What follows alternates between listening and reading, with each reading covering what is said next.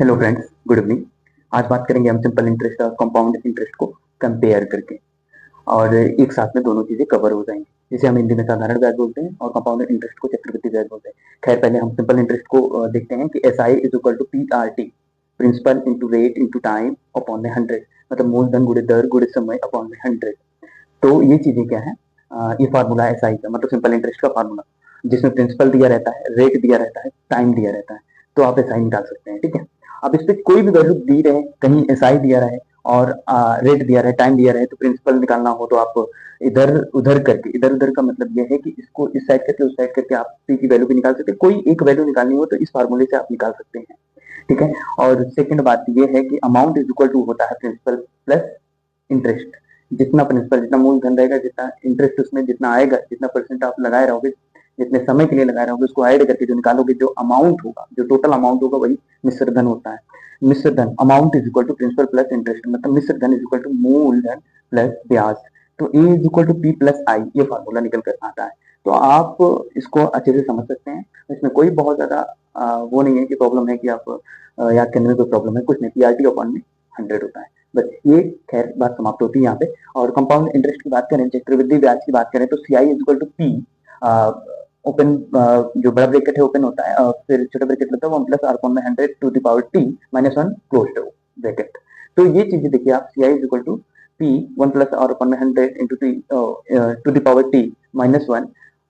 तो पी यहाँ प्रिंसिपल है, वही चीजें हैं। रेट है, आर का मतलब, टी का मतलब टाइम है, ए का मतलब अमाउंट है। तो अमाउंट का यहाँ पे फार्मूला ये होता है कि amount is equal to P, bracket open करते हैं, फिर छोटा ब्रैकेट लगाते हैं 1 प्लस और अपॉन में 100 टू द पावर टी, और ब्रैकेट को क्लोज करते हैं। तो ये फार्मूला होता है कि आप कैसे निकालेंगे चक्रवृद्धि ब्याज को, मतलब कि कंपाउंड इंटरेस्ट को।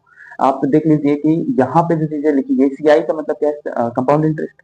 कंपाउंड इंटरेस्ट जो निकलेगा वो मिश्र धन पर ही निकलता है। तो सीआई इज इक्वल टू, जो ये चीजें लिखी है, अगर हम एग्जैक्टली इसकी बात करें, ये चीजें कहीं ना कहीं ये मिल रहा है। तो compound interest is equal to कितना, अमाउंट माइनस पी, वन का मतलब पी आ जाएगा वहां पे, प्रिंसिपल माइनस प्रिंसिपल करेंगे। कहने का मतलब ये देखिए, amount is equal to principal plus interest.